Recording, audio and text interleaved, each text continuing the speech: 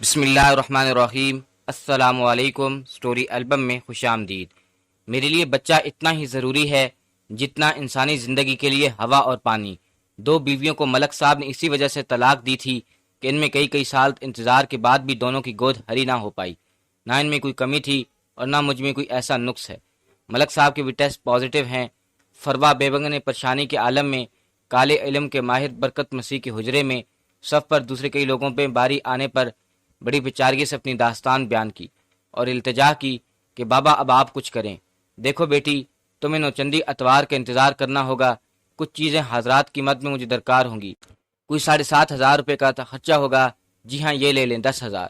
فروا بیگم نے اپنے بڑے سے پرس کی زپ کھولتے ہوئے ہزار کے 10 نوٹ نکالتے ہوئے بابا برکت مسیح کے آگے رکھ دیے۔ ٹھیک ہے بیٹا، رابطہ نمبر چھوڑ جاؤ، تمہیں آگاہ کر دوں گا۔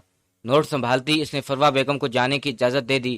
فروا سعادت مندی سے اٹھی اور آستانے سے باہر آ کر ڈرائیور کو گاڑی سٹارٹ کرنے کا حکم دیا، جو باہر درخت کی چھاؤں میں بیٹھا فروا بیگم کا انتظار کر رہا تھا۔ برکت مسیح کے بارے میں بھی ڈرائیور نے فروا کو بتایا تھا۔ جی بی بی جی۔ ڈرائیور نے اٹھ کر گاڑی کا دروازہ کھولا اور فروا بیگم پیچھے سیٹ پر آ کر بیٹھ گئی۔ تمام راستہ وہ خاموش بیٹھی، طرح کے خیالات میں الجھی رہی۔ ملک کرامت کا شمار علاقے کے بڑے لوگوں میں ہوتا تھا۔ وہ خاندانی رئیس تھے، کئی فیکٹریاں، زمینیں اور بہت کچھ تھا، مگر ان کے نصیب میں اولاد نام کی نعمت شاید نہیں تھی۔ اپنا خود کا علاج، بیویوں کا علاج، مگر نتیجہ صفر۔ تیسری شادی بھی کی، مگر وہی بد نصیبی۔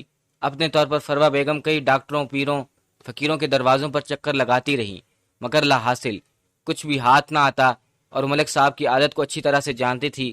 ملک صاحب کسی بھی وقت انہیں چھوڑ کر چوتھی شادی کر سکتے تھے، اور پھر یہ گاڑی اور یہ عیش و آرام سر فروا کے ہاتھ سے چلا جانا تھا، اور فروا کسی بھی صورت یہ سب کھونا نہیں چاہتی تھی۔ ایک عیسائی کے بارے میں ملک صاحب کے نجی ڈرائیور امجد نے بتایا تو آج اس کے آستانے پر آئی تھی۔ فروا بیگم گاڑی سے اتر کر سیدھے اپنے بیڈ روم میں آ گئی۔ ملازمہ کو چائے لانے کا کہہ کر مصری پر دراز ہو گئی۔ اس کے ذہن میں ایک ہی خواہش تھی کہ اللہ اس کی گود بھر دے، ورنہ اسے بھی اپنی فراغت نظر آ رہی تھی۔ فروا بیگم برکت مسیح کے آستانے کے اندر بیٹھی، وہ سب کچھ سمجھ رہی تھی جو وہ اسے بتا رہا تھا۔ بیٹی، میں اس بات کی ضمانت دیتا ہوں کہ اگر تم اس عمل میں کامیاب ہو گئی تو سمجھ لو تمہاری مراد پوری ہوگی۔ یہ عمل تم نے 3 دن تک رات کے پہلے پہر قبرستان میں کسی بھی بچی کی قبر کے سرانے بیٹھ کر کرنا ہے۔ یہ رہا وہ عمل۔ برکت مسیح نے کاغذ کا ایک ٹکڑا فروا بیگم کی طرف بڑھا دیا۔ بابا جی، یہ چند الفاظ تو میں آسانی سے دہرا لوں گی، مگر قبرستان میں جا کر کسی بچی کی قبر رات کے اندھیرے میں تلاش کرنا، اور پھر میں ٹھہری عورت ذات، کیا میں یہ سب کر سکوں گی؟ بیٹا، اب یہ آپ کا مسئلہ ہے، اگر یہ میرے کرنے کا کام ہوتا تو میں آپ کو کہتا ہی نہیں۔ یہ کہہ کر اس نے فروا بیگم کو اجازت دے دی۔ باہر ڈرائیور امجد علی گاڑی میں بیٹھا فروا بیگم کا انتظار کر رہا تھا۔ اپنی مالکن کو دیکھ کر اس نے گاڑی سٹارٹ کر دی۔ فروا بیگم پچھلی سیٹ پر بیٹھ گئیں تو اس نے گاڑی آگے بڑھا دی۔ گاڑی میں پھیلی خاموشی کو فروا بیگم نے امجد علی کو مخاطب کر کے کہا، امجد۔ جی بی بی جی۔ امجد علی، تم میرے بھائیوں جیسے ہو، اور میں نے بہت سوچ سمجھ کر تم کو اپنا رازدار بنانے کا فیصلہ کیا ہے۔ بی بی جی، آپ بے فکر رہیں، میری جان کی بھی ضرورت پڑے تو میں حاضر ہوں۔ امجد علی نے بڑے اعتماد سے فروا بیگم کو جواب دیا۔ بابا جی نے مجھے ایک چلہ لکھ کر دیا ہے جو 3 دن تک قبرستان میں کسی بچے کی قبر کے سراہنے بیٹھ کر رات کے پہلے پیر کرنا ہے۔ ہاں، اگر تم میرا ساتھ دو تو میں یہ کر سکتی ہوں۔ بی بی جی، آپ کمزور دل ہو کر بھی رات کے وقت قبرستان جانے کے لیے تیار ہو تو میں کیوں نہیں آپ کا ساتھ دوں گا۔ تو پھر ٹھیک ہے، اگلے ہفتے ملک صاحب کام کے سلسلے میں دبئی جائیں گے اور ہم یہ عمل دہرائیں گے۔ فروا بیگم نے پرس سے کچھ پیسے نکال کر امجد علی ڈرائیور کے سپرد کر دیے، جو اس نے لے کر اپنی جیب میں رکھتے ہوئے کہا، بی بی جی، آپ بے فکر ہو جائیں۔ امجد علی کو باہر کھڑے پایا تو آٹو چھوڑ کر امجد علی کے پیچھے موٹر سائیکل پر بیٹھ گئی۔ اس نے قبرستان والی سڑک کی جانب موٹر سائیکل موڑ لی۔ جنازہ گاہ کے اندر کوئی جنازہ پڑھا جا رہا تھا، اور ویسے بھی قبرستان میں اکا دکا لوگ نظر آ رہے تھے۔ امجد علی نے موٹر سائیکل قبرستان کے اندر جانے والی پگڈنڈی پر ڈالتے ہوئے احتیاط سے اس بچے کی قبر پر جانے والی سائیڈ منتخب کی۔ قبرستان میں گپ اندھیرا تھا، بس موٹر سائیکل کی ہیڈ لائٹ کی بدولت قبروں کے ادھر ادھر جاتے راستے صاف دکھائی دے رہے تھے۔ آخرکار امجد علی موٹر سائیکل چھوٹی سی قبر کے قریب آ کر روک لی۔ فروا بیگم نے اتر کر کانپتے قدموں سے بچے کی قبر کی طرف چلنا شروع کیا۔ امجد علی بھی موٹر سائیکل کھڑی کر کے اس کے اوپر دونوں ٹانگیں سمیٹ کر بیٹھ گیا اور بی بی جی کے آنے کا انتظار کرنے لگا۔ فروا بیگم نے برکت مسیح کا بتایا ہوا عمل اچھی طرح یاد کر لیا تھا، اس لیے پڑھنے میں سے کوئی دقت محسوس نہیں ہو رہی تھی۔ اس عمل کو شروع کرنے سے پہلے اس کے پورے وجود میں ایک عجیب طرح کی سنسناہٹ گونج رہی تھی۔ اندھیرے میں ڈوبے قبرستان کا ماحول دل دہلانے والا تھا۔ امجد علی بھی سہما ہوا فروا بیگم سے چند منٹ دور موٹر سائیکل پر جمع ادھر ادھر کا جائزہ لے رہا تھا۔ مقرر تعداد پوری کرنے کے بعد فروا بیگم اٹھی اور قبروں سے بچتی ہوئی ڈرائیور امجد علی کی طرف بڑھنے لگی۔ اس سے موٹر سائیکل سٹارٹ کی اور فروا بیگم کے بیٹھتے ہی قبرستان سے باہر جانے کے لیے بڑھا دی۔ 3 دن تک رات کے پہلے پہر جا کر فروا بیگم امجد علی کے ساتھ وہ عمل دہراتی رہی جو بابا برکت مسیح نے بتایا تھا۔ بچے کی قبر کے سرحانے دہراتی رہی۔ 2 ماہ بیت گئے، کوئی نتیجہ برآمد نہ ہوا تو اسے برکت مسیح پر بہت غصہ آیا اور برکت مسیح کے آستانے پر پہنچ گئی۔ اس سے اس بات کا تذکرہ کیا تو اس نے یہ کہہ کر بات ختم کر دی، تمہیں تو اکیلی جانے کا کہا تھا اور تم اپنے ساتھ ایک باڈی گارڈ بھی لے گئی، میرے پاس اس کا کوئی حل نہیں، غلطی تمہاری تھی اس لیے تم اب جاؤ، میرے پاس جو اس معاملے کا توڑ تھا وہ میں نے تمہیں بتا دیا، اب کوئی اور دروازہ دیکھو۔ یہ کہہ کر وہ دوسرے حاجت مندوں کی طرف متوجہ ہو گیا۔ فروا بیگم مایوس ہو کر واپس امجد علی کے ساتھ گھر آ گئیں۔ تمام راستے دونوں خاموش رہے، دونوں کے درمیان کوئی بات چیت نہیں ہوئی۔ زندگی کی گاڑی اسی رفتار سے روان دوا تھی۔ ایک دن فروا بیگم کی ملاقات ایک سٹور پر کام کرنے والے لڑکے سخاوت سے ہو گئی تو اسے بد زبان ہی تصور کرتی رہی کیونکہ وہ ایسی خوبصورت عورتوں کو دیکھ کر الٹا سیدھا بولتا رہتا تھا۔ فروا بیگم 2-3 بار جانے کے بعد اس لڑکے میں دلچسپی لینے لگی۔ اس کی باتوں نے فروا کے دل کے کسی کونے میں گھر بنا لیا۔ اب اکثر فون پر باتیں ہونے لگی اور پھر ایک دن فروا بیگم نے اسے اس کی بہن کی شادی کے لیے 50,000 روپے کی رقم بھی بطور مدد دی، جس پر سخاوت فروا بیگم کا بہت احسان مند ہو گیا۔ بات آگے بڑھتے بڑھتے بے تکلفی پر پہنچ گئی اور آخرکار فروا بیگم کے قدم ڈگمگا گئے اور ملک صاحب کی غیر موجودگی میں سخاوت چپکے سے فروا بیگم کے بیڈ روم تک پہنچ جاتا۔ اب فروا بیگم کسی بھی صورت بچہ چاہتی تھی اور انہوں نے گناہ کا ارادہ کر لیا۔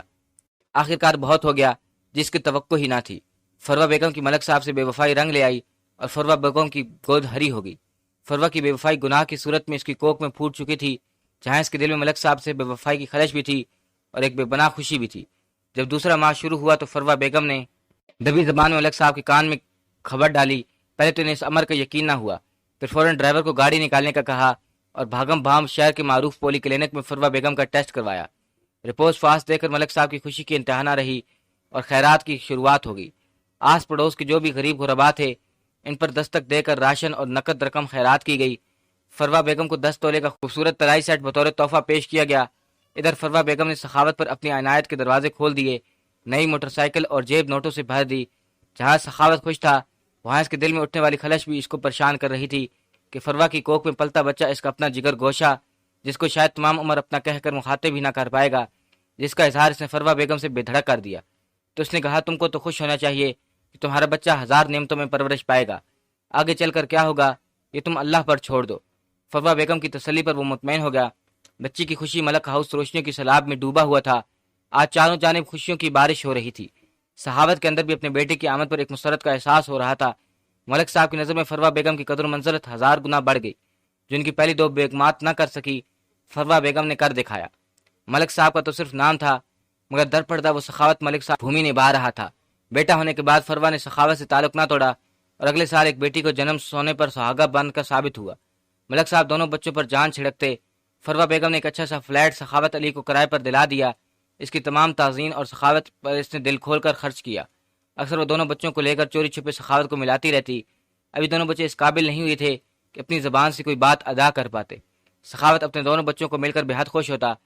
ڈرائیور امجد علی کو اس ساری صورتحال کی خبر تھی اور فروا بیگم اسی بھی پیسے دیکھ کر چپ کروا لیا تھا، مگر اب امجد کو پیسوں میں کوئی دلچسپی نہ رہی، مگر فروا بیگم اسے ٹال مٹول کر کے اس کی جیب نوٹوں سے بھر دی۔ بظاہر وہ خوش ہو جاتا مگر اندر سے اس کے دل میں فروا بیگم کے بارے میں سخت نفرت کی دیوار بلند ہوتی جا رہی تھی۔ ملک صاحب اپنے وسیع کاروبار کے سلسلے میں کئی ماہ تک ملک سے باہر رہتے۔ پیچھے کا نظام ملازموں کے سپرد تھا یا امجد علی گھر کے تمام ضروری سر انجام دیتا، اس لیے ملک صاحب ان سارے معاملات سے بے خبر اپنے کاموں میں جتے رہتے۔ انہیں کیا خبر کہ ان کی غیر حاضری میں پیچھے کیا کیا ہو رہا تھا۔ یہ سب کچھ مجھے جیل میں ملاقات کے دوران ڈرائیور امجد علی سے معلوم ہوا۔ فروا بیگم سے لے کر سخاوت، بابا برکت مسیح، فروا بیگم کی شوہر ملک صاحب کی ساری روداد جو مجھے لفظ لفظ سننے کو ملی۔ اب میں آپ کو امجد علی ڈرائیور کی زبانی اس کی صفاقی کے بارے میں آگاہ کرنے جا رہا ہوں، تو پھر تمہارے اندر جو نفرت فروا بیگم اور سخاوت کے لیے موجود تھی، اس کی بھینٹ تم نے 2 پھول جیسے بچے بھی چڑھا دیے۔ تمہیں ان معصوم بچوں کا بھی خیال نہ آیا، وہ تو بہت ہی معصوم تھے۔ امجد علی نے بیٹھے بیٹھے پہلو بدلے اور بولا جناب بات دراصل میرے ضمیر کی تھی جو مجھے اپنے مالک سے نمک حرامی کرنے پر کوس رہا تھا۔ میرے مالک تو مجھے گھر کی ذمہ داری سونپ کر گیا، پیروں فقیروں اور چلہ کشی تک تو ٹھیک تھا، مگر مالکن نے جو رشتہ سخاوت کے ساتھ استوار کیا اس میں میرا کوئی عمل دخل نہیں تھا، یہاں تک کہ بعد میں میرا اپنا ذہن بھی مالکن کی طرف متوجہ ہو گیا۔